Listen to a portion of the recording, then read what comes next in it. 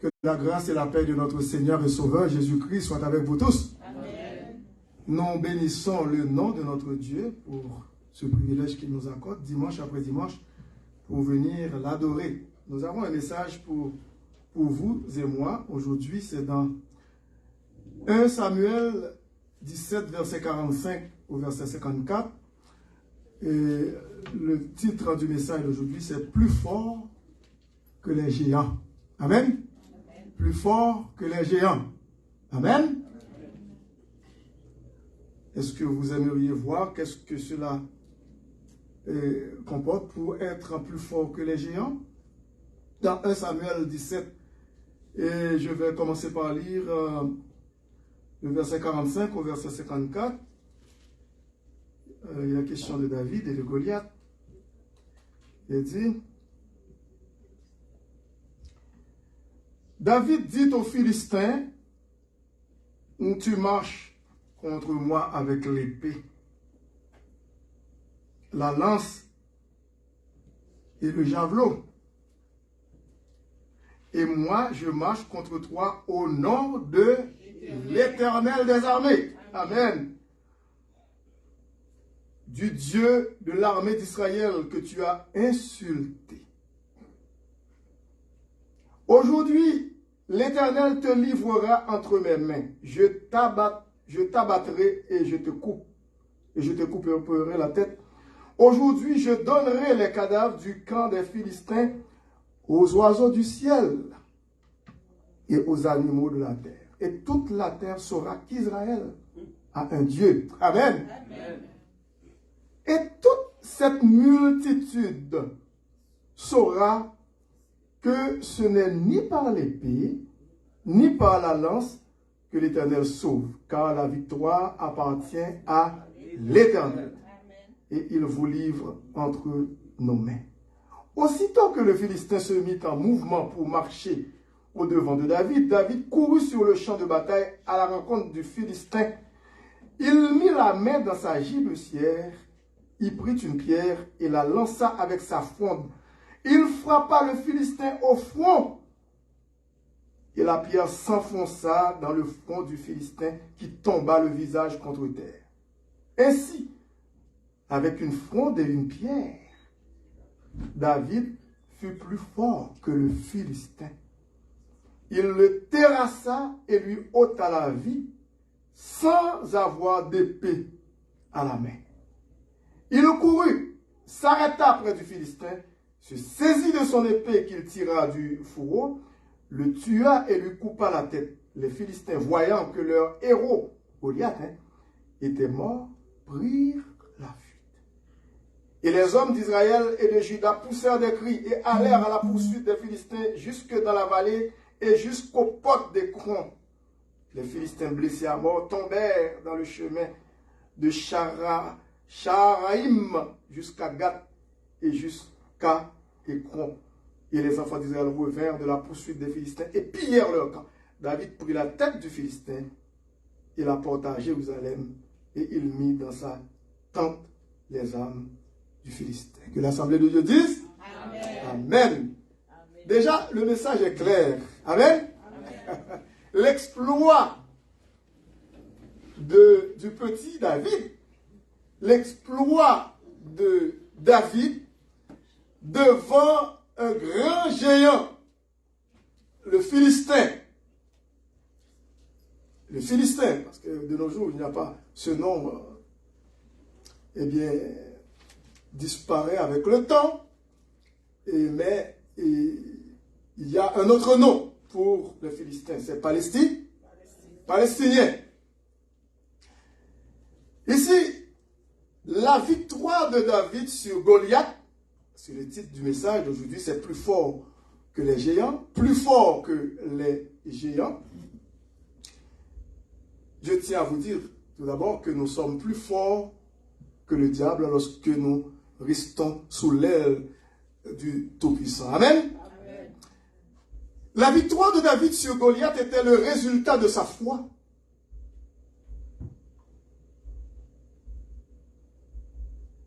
Eh bien, cette victoire était le résultat de sa foi en Dieu qui, déjà dans le passé, dans le passé,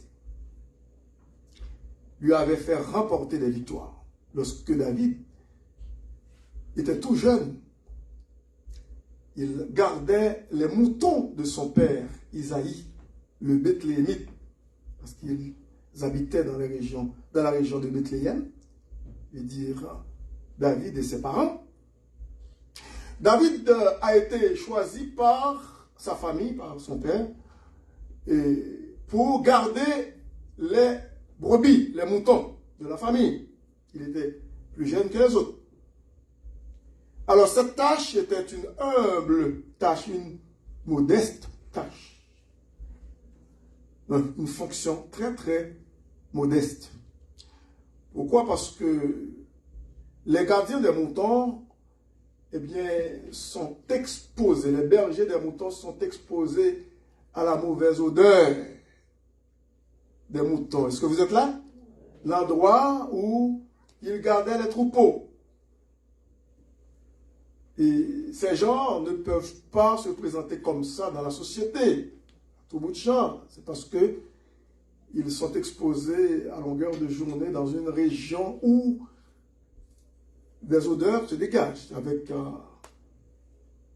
les moutons, la présence des moutons. Lorsque vous passez dans des endroits, par exemple, tout près des fermes au Québec et au Canada, on sent un peu l'odeur, c'est pas vrai? Et dans les fermes, parce qu'il y a des animaux qui sont là. Donc, David n'occupait pas une fonction honorable. Il était aussi négligé de sa famille. Et nous pouvons voir l'arrière-plan de David dans ce contexte.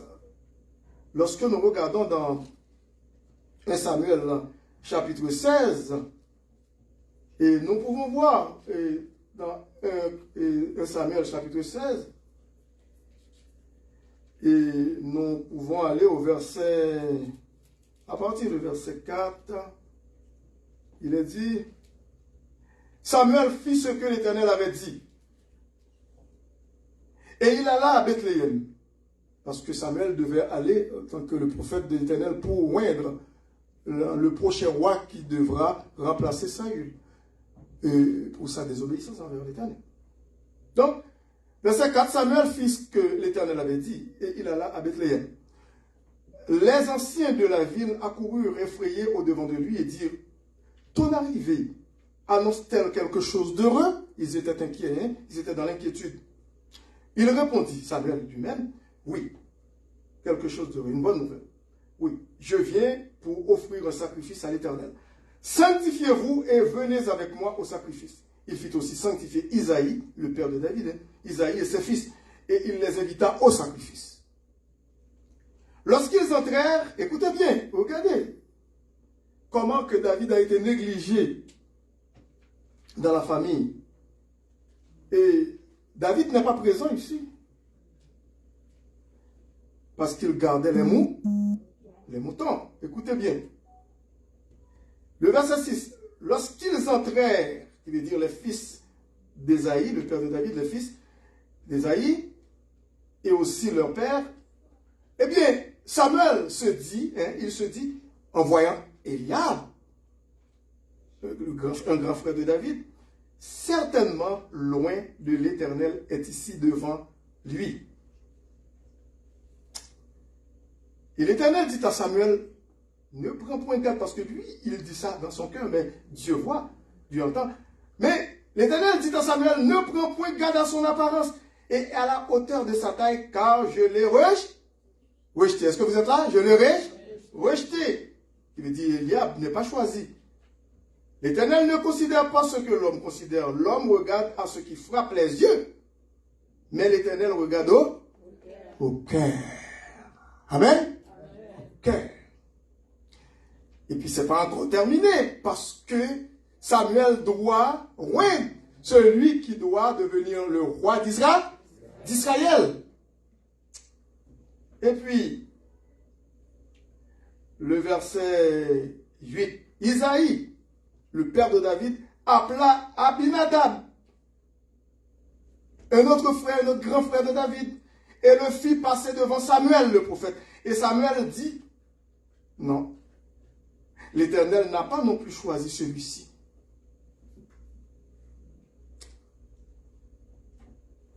Le verset 9, Isaïe fit passer Shama, un autre grand frère de David. Et Samuel dit, l'Éternel n'a pas non plus choisi celui-ci. Écoutez, le verset 10 dit, parce que pour ne pas passer trop de temps dans le texte pour citer les noms, mais ici, Samuel dit, au verset 10, Isaïe fit passer ses 7 fils devant Samuel. Ses 7 fils devant Samuel. Et Samuel dit à Isaïe, le père de ses fils, de David, l'Éternel n'a choisi aucun d'eux. Cela veut dire que David n'était pas là. Mais oui. Mais non, il n'était pas là. Écoutez bien, pour voir combien que David a été négligé parmi ses proches, parmi ses frères, parce qu'il gardait les moutons, il était dans les champs. Au verset 11. Samuel dit, mais juste pourtant, dans son cœur, il se dit, l'Éternel m'a envoyé pour oindre un nouveau roi pour remplacer Saül. Je ne comprends pas. Il n'y a aucun d'eux qui est choisi par l'Éternel. Le verset 11. Puis Samuel dit à Isaïe, parce que Isaïe, le père, semble-t-il, a oublié David. Est-ce que vous êtes là? Semble-t-il que le père de David l'a oublié. Parce que le texte dit que Isaïe a fait passer ses 7 fils devant Samuel. C'est Samuel lui-même encore qui a posé la question à Isaïe, le père de David, au verset 11. Puis Samuel dit à Isaïe, sont cela tous tes fils? Il n'y en a pas d'autres, c'est fini. Et Isaïe répondit, il reste encore, écoutez, le plus jeune. Mais il fait paître les brebis. Il n'était pas invité. Il n'était pas invité. Bon, parole qui dit, il passe sous le monde. Est-ce que vous comprenez? Il passe sous le monde. Vous connaissez mon Dieu qu'on prend ou passe sous le monde levé? Est-ce qu'on l'a avec moi? Non, pas là dans l'islam. Pour parents câblier ou? Il va mettre un nom sur l'islam. Comme le psaume 37 dit, David dit, mon père et ma mère m'abandonnent, mais l'Éternel me recueillera.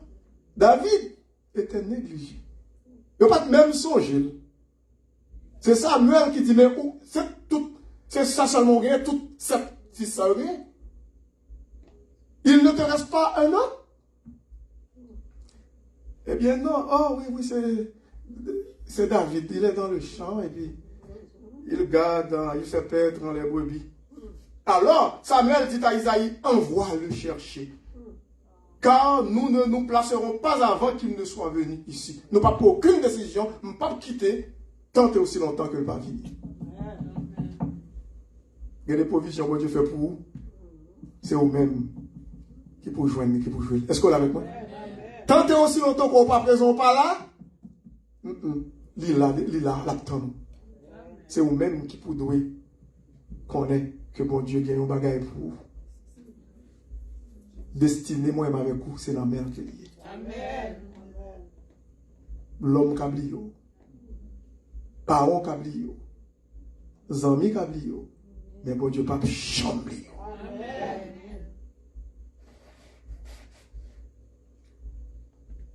Le verset 12, Isaïe l'envoya chercher, papa l'envoya chercher. Or, il était blond, avec des beaux yeux et une belle figure. Il n'est pas de grande apparence, mais quand même, c'est un bon garçon. Un beau garçon. L'Éternel dit à Samuel, parce qu'il parle de Samuel, Saint-Esprit, mon Dieu, réveille Samuel, il dit, lève-toi, oins-le quand c'est lui. Amen.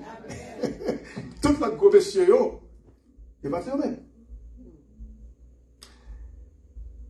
Samuel prit la corne d'huile et l'oignit au milieu de ses frères. L'élevait au milieu de ses frères. Ouais.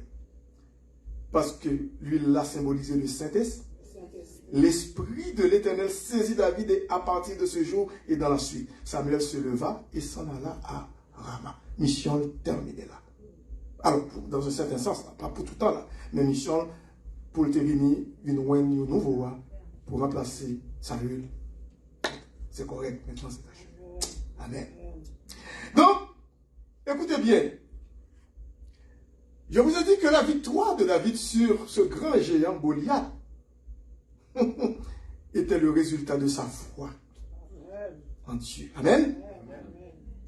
Et aussi de ses grandes victoires passées du temps passé lorsqu'il était berger. Parce qu'il pouvait dire, au verset 23, lorsqu'il était jeune, il gardait les troupeaux de son père.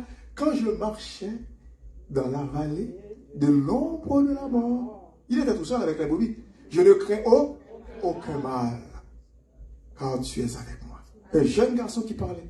C'est vrai, il avait des défauts, c'est vrai, il avait des faiblesses lorsqu'il était devenu roi. Vous connaissez bien, nous connaissons l'histoire de David un peu là. Il a péché, mais il a reconnu son péché. Il a été pardonné. Mais cependant, son cœur était attaché à l'Éternel. Et nous pouvons distinguer 5 facteurs précis qui lui ont permis de triompher sur Goliath. 5 facteurs qui ont permis à David de triompher sur ce grand géant, ce Palestinien, dans le temps, ce Philistin. Tout d'abord, le premier point, c'est que David était attaché au Seigneur. Il était tout jeune, mais il était attaché au Seigneur, parce que je viens de citer le psaume 23. Il n'était pas encore choisi. Le psaume 23, quand je marchais dans la vallée de l'ombre de la mort, je ne crains aucun mal, car tu es avec moi. Ta houlette et ton bâton me rassurent. Il était attaché au Seigneur. Amen. Et lorsque nous regardons dans ces versets que nous venons de lire, on voit que David était un homme aimé de Dieu. Dès sa jeunesse, David aspirait à ce que l'Éternel soit son berger. Dès sa jeunesse. Je ne sais pas pour les jeunes qui sont parmi nous, mais dès sa jeunesse, David aspirait à ce que l'Éternel soit son berger. L'attachement de David à son Dieu était la première raison pour laquelle Dieu l'avait choisi pour être le prochain roi d'Israël. Son attachement. Comme nous avons entendu hier dans le jeûne, dans Ésaïe 19, verset, je pense que c'est verset premier, qui dit que dans Ésaïe 19, on va voir, Ésaïe chapitre 19, où il est question de... Et Ésaïe chapitre 19, où l'Éternel parlait aux enfants d'Israël. Si vous êtes dociles, obéissants, il dit, vous mangerez quoi? Les meilleures productions du pays. Alors, c'est ce que Isaïe dit. Mais le verset m'a échappé. Mais je me souviens de...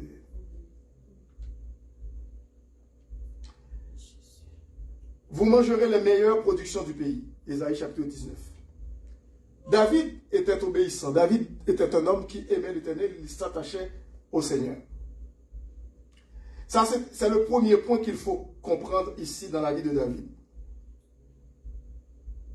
Et c'est ce qui l'a amené à chercher continuellement la face de l'Éternel. Lorsque David, écoutez bien, dans 1 Chronique chapitre 16, on va voir, c'est la prière, ou même le psaume de David, 1 Chronique chapitre 16, on va voir à partir du verset 8. Écoutez ce que David,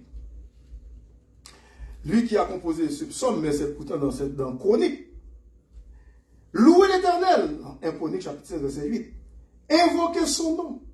Il dit, faites connaître parmi les peuples ses hauts faits. Chantez, chantez en son honneur. Parlez de toutes ses merveilles, les miracles et merveilles qu'il a accomplis en notre faveur. Le verset 10. Glorifiez-vous de son saint nom, que le cœur de ceux qui cherchent l'Éternel se réjouissent. Le verset 11 et 12 dit, ayez recours à l'Éternel et à son appui, cherchez continuellement sa face. Et surtout, il ne faut pas oublier ce qu'il a fait. Souvenez-vous des prodiges qu'il a fait, de ses miracles et des jugements de sa bouche. David était un homme reconnaissant aussi. Il se souvient toujours de ce que Dieu a fait pour lui, les bontés de l'Éternel. Et le deuxième point à considérer dans ce passage,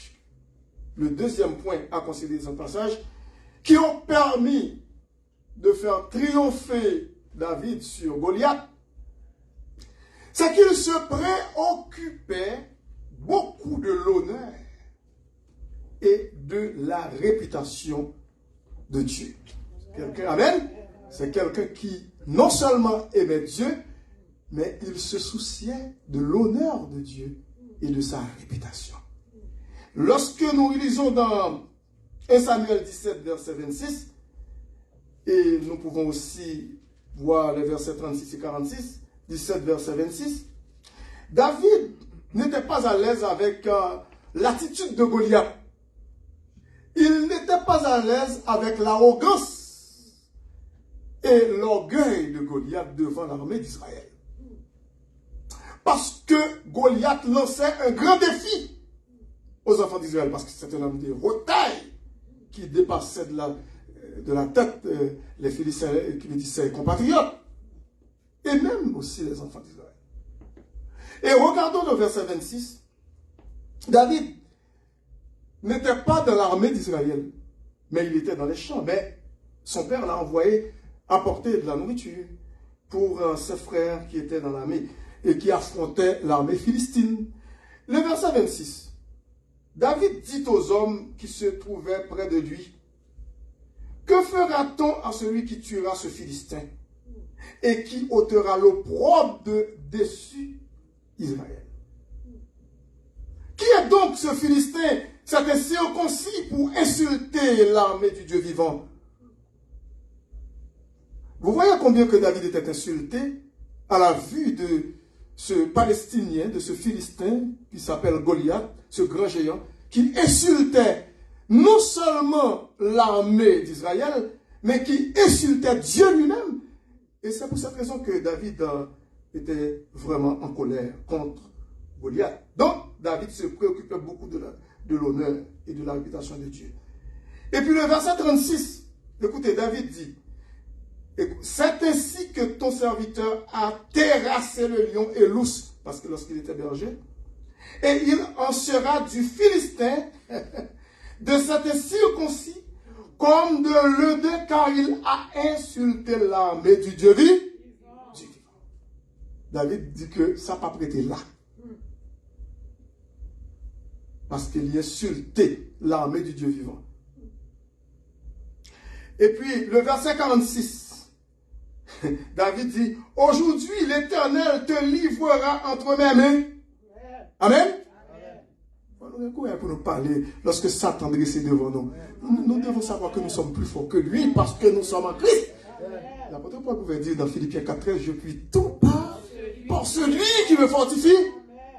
On va paraître comme timide. Non. Aujourd'hui, l'Éternel te livrera entre mes mains. Je t'abattrai, je te couperai la tête. Il a parlé avec Philistin, avec Goliath. Pendant ce temps, les frères de David, écoute, ils ont peur.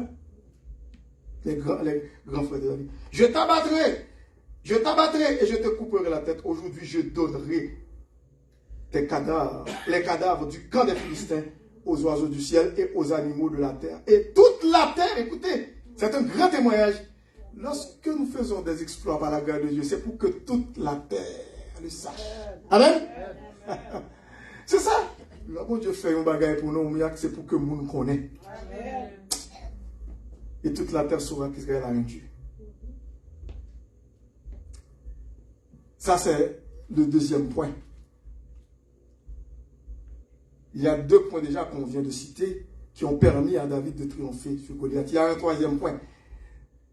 Le troisième point, c'est que sa confiance en la puissance de Dieu, avait été fortifié par le souvenir des occasions où il avait prié et expérimenté la délivrance du Seigneur. Lorsque nous regardons au verset 34, verset 37 aussi, et le psaume 29, on peut voir, regardons pour ne pas citer trop de passages, mais nous allons tout de suite au psaume 29. Vous connaissez le psaume 29? Côté David. Et David, mais ça que David dit, le psaume 29, écoutez bien. On apprend seulement le verset 3 et 4. La voix de l'Éternel retentit sur les eaux. Il dit, le Dieu de gloire fait gronder le tonnerre. L'Éternel est sur les grandes eaux. La voix de l'Éternel est puissante. La voix de l'Éternel est majestueuse. Et puis, lors il est dans verset 10 et 11 ans, il dit, l'Éternel était sur son trône lors du dé. L'Éternel sur son trône règne éternel. Et l'Éternel donne la force à son peuple. Est-ce que vous êtes forts? Nous sommes plus forts que les géants. Hein? Les géants, dans notre vie de nos jours, ce n'est pas un Goliath physiquement parlant. Mais ce sont des épreuves, ça peut être des épreuves, des moments difficiles, des vicissitudes de la vie. Problème de maladie, problème de famille, couple, problème avec les enfants, problème avec la société, problème dans le travail, problème dans les écoles. Semblent insurmontables comme des géants qui se dressent devant nous. Comme la muraille de Jéricho, comme la mer Rouge qui s'étend devant nous. Ce sont des géants, mais nous sommes plus forts qu'eux. Amen. L'Éternel donne la force à son peuple. L'Éternel bénit son peuple et le rend heureux. Et puis lorsque nous regardons le psaume 33, le psaume 33, écoutez, David a dit au psaume 33, ce n'est pas une grande armée qui sauve le roi. Écoutez, psaume 33. Je vais voir. Et le psaume 33, je vais commencer pour le verset 16. Ce n'est pas une grande armée qui sauve le roi, parce que l'armée philistine était une grande armée. Il dit, ce n'est pas une grande force qui délivre le héros. Goliath était un homme très fort. Le cheval est impuissant pour assurer le salut. Les gens, les guerriers à l'époque montaient sur des grands chevaux de guerre. Et toute sa vigueur, la vigueur de ce cheval-là, ne donne pas la délivrance. Si vous mettez votre confiance dans les grandes choses de ce monde-là, non, vous allez avoir honte. Voici l'œil de l'Éternel est sur ceux qui le craignent. David avait la crainte de l'Éternel sur ceux qui espèrent en sa bonté, afin d'arracher leur âme à la mort et de leur faire vivre au milieu même de la famine. Amen. Amen. Plus fort que les géants. Quel que soit le problème auquel moi et ma pour nous faire face, songez que nous sommes plus forts. Pas regarder les problèmes, non, mais regardez le Seigneur. Amen. Regardez. Écoutez, quatrième point qui fait que David était capable de triompher contre Goliath, c'est que David ne se fiait pas à lui-même. Il n'a pas mis confiance en tête pas, il n'a pas quoi c'est lui-même qui est capable, mais c'est l'Éternel. Parce que le verset 37, et lorsque David, dans le chapitre 17, verset 37, il dit dans le verset 37, David dit encore, l'Éternel qui m'a délivré de la griffe du lion et de la patte de l'ours lorsque je t'ai gardé comme berger troupeau papam, me délivrera aussi de la main de ce Philistin. Et Saül, le roi, dit à David, va et que l'Éternel soit avec toi. Amen. Il fait souhait ça. Par contre, là, qui épreuve que moi m'avais couru, qui épreuve vous-même traversé. Mais lorsque songez David, étant jeune, il n'avait rien que sa petite fronde à la main. Il lançait comme ça, dirigé par l'Éternel. Auparavant, il a été méprisé, humilié par Goliath. Il a été ridiculisé par Goliath qui regardait son air juvénile. Il paraissait très jeune, innocent, parce que c'est son petit gamin.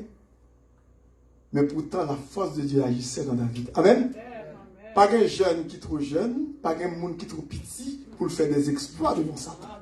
Si que vous marchez avec l'Éternel, comme David. Donc, quatrième point, David ne se fiait pas à lui-même, mais au Seigneur pour remporter la victoire. Est-ce que, parfois, moi, avec vous, nous confions nos propres ressources par nous? Si nous confions sur nous-mêmes, impossible. Mais si nous faisons Dieu confiance, tout est bon, tout est possible, parce que c'est lui qui a dirigé la bataille. Amen. C'est lui qui a vaincu les géants. Nous sommes plus forts que les géants de notre vie. Hein? Donc, c'est bon Dieu qui a fait Goliath gagner la bataille. Il tirait fondant, et puis bon Dieu dirigeait Pierre là. Parce que David, même si tu as tiré, tu as un droit dévier, trajectoire, vent ou peut-être d'autres choses, tu as un droit bagaille. Mais bon Dieu dirigeait Pierre là. Il ne pas prendre l'autre Philistin, non? Il prend Goliath. Amen. Grand adversaire. C'est lui-même qui était devant, parce que c'est lui-même qui était plus haut, puis son géant, il a envoyé le devant pour intimider l'armée d'Israël. Eh bien, Pierre a enfoncé dans le fond. Goliath tombé de pied devant. Et c'est pour cette raison que le psaume 46 nous dit Dieu est pour nous un refuge. Amen. Et un appui. Un secours qui ne manque jamais dans la détresse. Quelle que soit la détresse qu'on a traversée, il est toujours là, oui. Il est toujours présent. Il n'est pas jamais absent. Bon Dieu, nous est toujours là pour nous. C'est nous-mêmes qui parfois nous pas disponibles pour lui. Mais il est toujours là pour nous. Parce que c'est un Dieu fidèle. Malgré notre infidélité, mais il demeure fidèle. Lorsque nous regardons aussi dans Psaume 44, nous regardons Psaume 44, verset 6 au verset 8, regardez ça que il dit. Il dit, avec toi, ô Dieu, avec toi, nous renversons nos ennemis. Avec ton nom, nous écrasons nos adversaires. Car ce n'est pas en mon arc que je me confie. Ce n'est pas dans un moi que je me confie. Ce n'est pas mon épée qui me sauvera. Non. Mais c'est toi qui nous délivres de nos ennemis et qui confond ceux qui nous haïssent. Amen. C'est bon Dieu qui a fait. Qui veut dire, merveille là, c'est lui-même. On n'a pas besoin de keto, on n'a pas besoin de paix. Et puis, pas mépriser petit sous, incapacité pour dire, je ne suis pas capable. Parce que nous avons un grand Dieu. Notre Dieu tout-puissant, c'est lui-même qui a mené nous à la victoire. C'est lui-même qui a fait nos triomphes. Triompher, même Jean-Dieu fait David triompher, il a fait notre triompher. Nous avons le cinquième point qui est le dernier point, parce qu'on a vu encore avec, mais on a prêté avec le cinquième point. L'Esprit du Seigneur est venu sur lui avec puissance. C'est dans 1 Samuel 16, verset 13. Non, mais est-ce que vous sentez cet esprit bon Dieu, il agit dans vous-même comme petit bon Dieu? Laissez-moi dire que ça prend le Saint-Esprit de Dieu qui est capable d'aider nous faire travail là.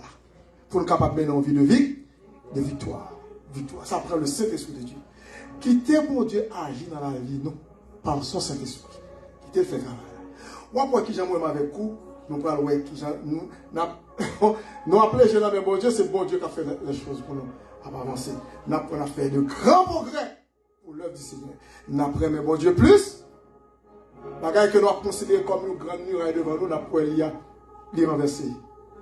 On prend tout est poivio, écoute, il y a toujours une dressée devant nous, mais nous sommes capables de traverser dans la vie, la victoire, parce que nous avons grand Dieu. Et avec Dieu, ça, nous avons fait des exploits.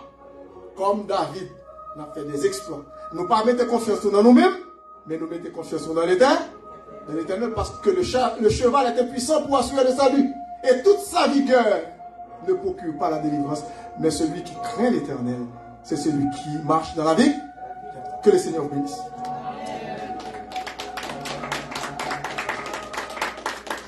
Et puis chaque fois que nous, les enfants de Dieu, nous sommes confrontés à des problèmes ou à des situations qui semblent insurmontables, nous pouvons triompher de ces géants en exerçant notre foi comme David. Et en nous fiant à la puissance du Saint-Esprit. Dans Éphésiens chapitre 3, il dit ça aussi, que notre secours est dans le nom de l'Éternel. Nous allons prier le Seigneur pour les gens qui ne connaissent pas lui, pour les gens qui n'ont pas encore Jésus-Christ dans leur vie, ils peuvent répéter cette prière pour prier en compte pour recevoir le salut en Jésus-Christ. Et si vous êtes sincère après cette prière, vous devez savoir que vous êtes sauvés. Seigneur Jésus, je te prie maintenant de me pardonner pour mes péchés. Tu es venu mourir pour moi sur la croix. Tu as versé ton sang précieux pour me donner la vie éternelle. Je vivais dans la désobéissance autrefois. Maintenant, je te reçois dans mon cœur comme mon sauveur et Seigneur personnel. Fais de moi un enfant de Dieu par ton Saint-Esprit, puisque je te reçois dans mon cœur comme mon sauveur et Seigneur personnel. Merci. Alors, comme je vous ai dit, si vous êtes sincère par cette prière, eh bien, vous devez savoir que vous êtes devenu enfant de Dieu et pour l'éternité. D'ici là, que le Seigneur vous bénisse et à la prochaine. Amen.